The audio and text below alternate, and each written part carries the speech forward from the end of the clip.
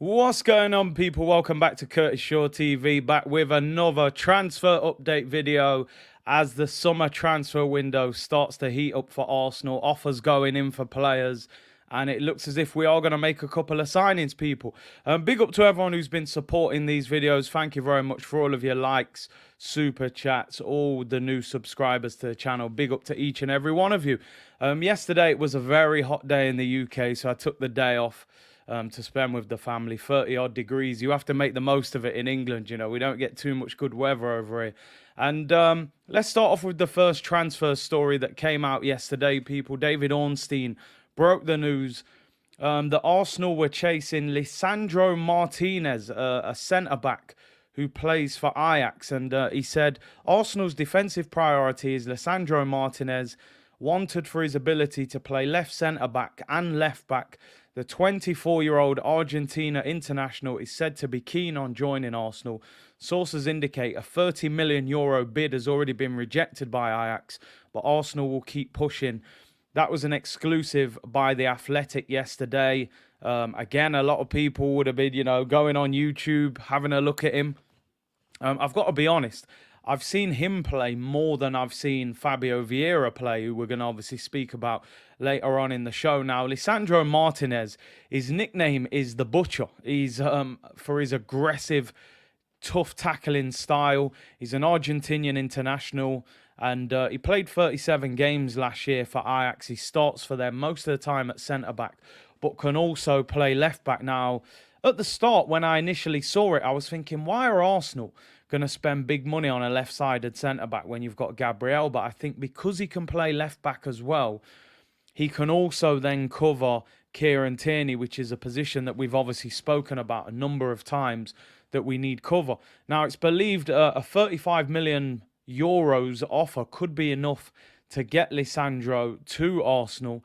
And it's believed that he's keen on a move to Arsenal, which is interesting because Ajax are in the Champions League. They did win the league in Holland, and it would be a risky move for him in a way to come to Arsenal because on one hand, yeah, bigger league, bigger club, and more money, but obviously it's a World Cup year. He's going to want to be in that Argentinian starting lineup.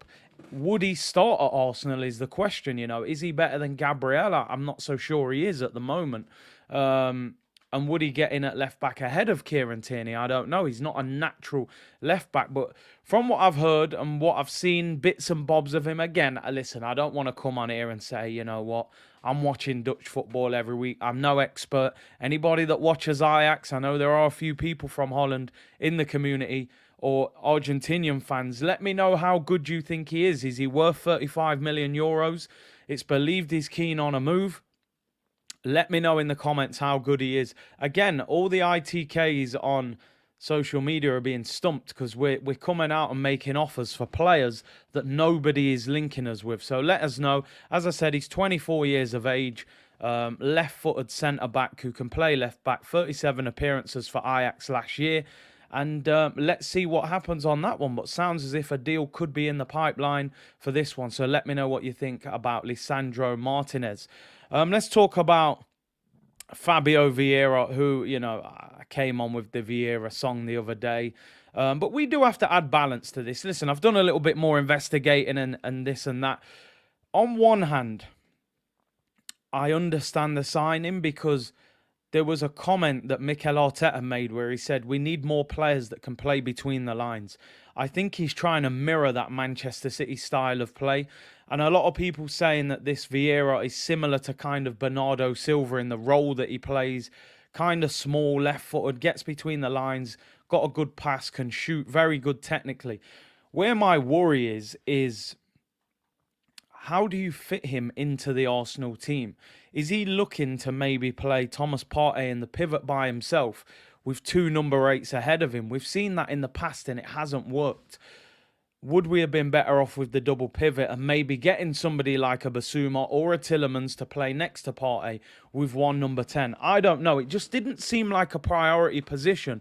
But listen, if we do sign him, which it looks like we're going to, let's hope he comes in and does well. I do think we have lacked creativity over the last year or two. And let's hope he does well. I mean, the thing that worried me a little bit, he didn't start any of the Champions League games for Porto last season, which, you know, they're their biggest games.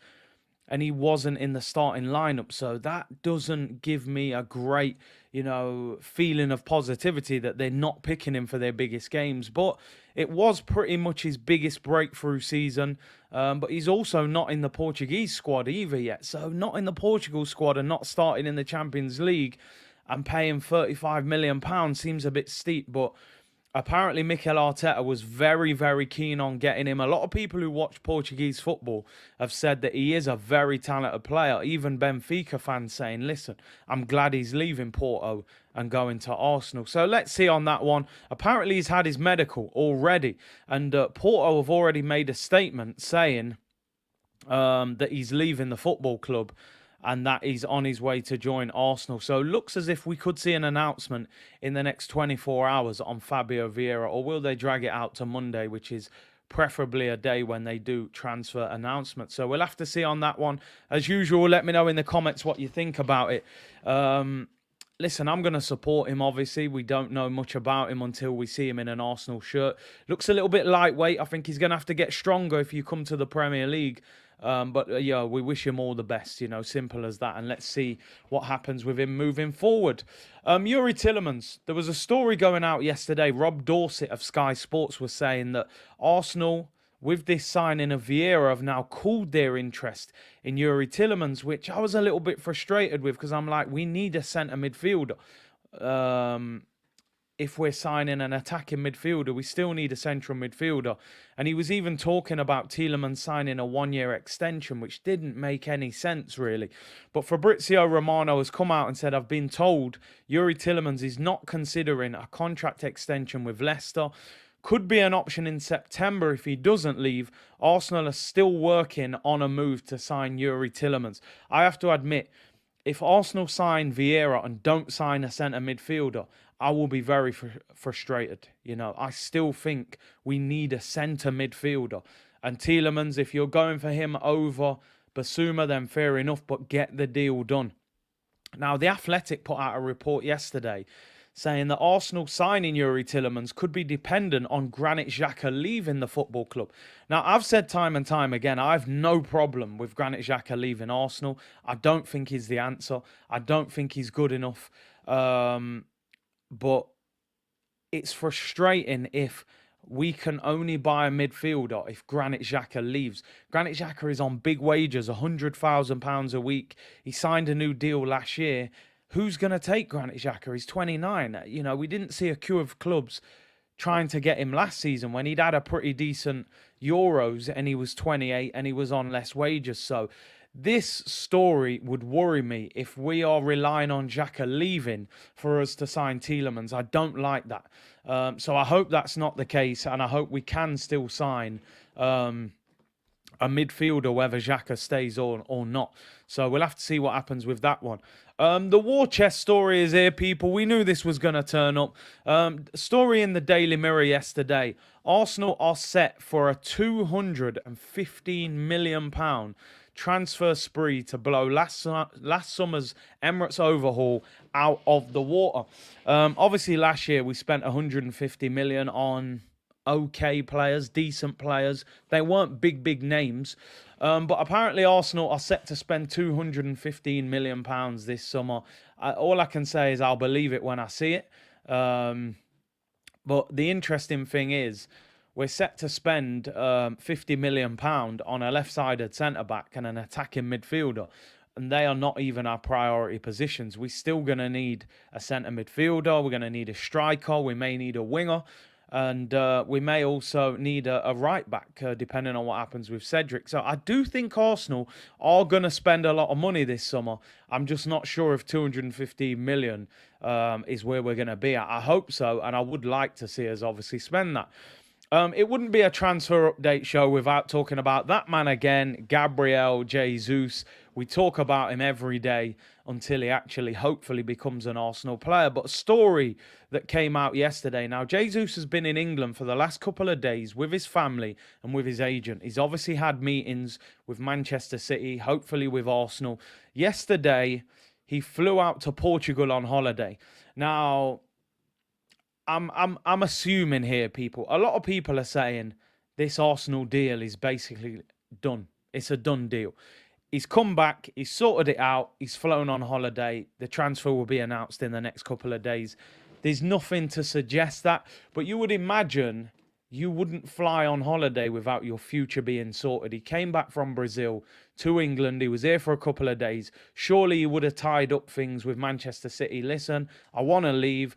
I've sorted out the contract with Arsenal. Now I'm going to go on holiday for a couple of weeks and relax while the transfer is announced. We'll have to see what happens with that. According to reports, the deal is getting closer and closer.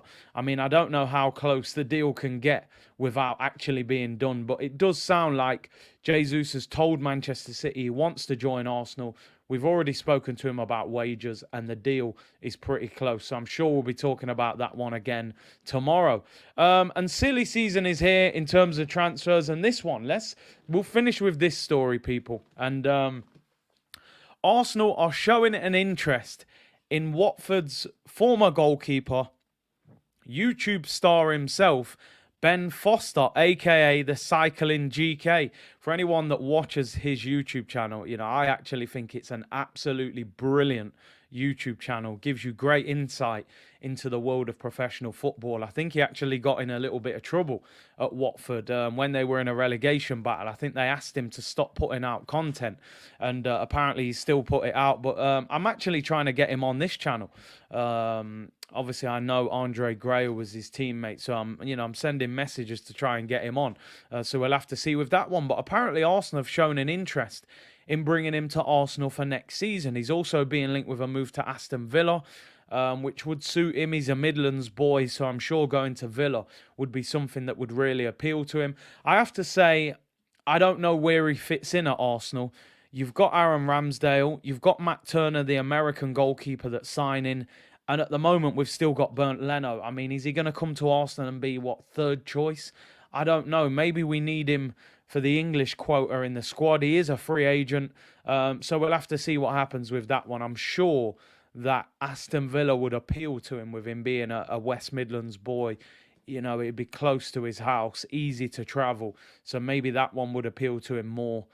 Being number 2 goalkeeper to Emi Martinez. But would you take Ben Foster? It would be brilliant for the YouTube channel, I'm sure. And I'm sure Arsenal fans, we'd love to see his behind-the-scenes content of what goes on at Arsenal. Would they even let him put out content if he was at Arsenal? And the final story of the day, people. Now, I got loads of messages from people yesterday saying, oh my days, this story's going around that Eddie Nketiah is going to get the number 14 shirt. Listen, people, I'm right there with you. I'm not going to speak about it in great detail until I see it. You know what's going to happen when I see that. I think you know my feelings about this already. I've got Thierry in the background on this green screen. I've said before, Thierry didn't, run from his own half against Tottenham, slide on his knees in front of the Arsenal fans and in front of the Tottenham fans when he scored for Eddie to end up with the 14. Listen, some people are saying it's a number, I don't really care. For me, certain numbers at certain football clubs have major significance. Number 7 at Manchester United, David Beckham, Brian Robson, Eric Cantona.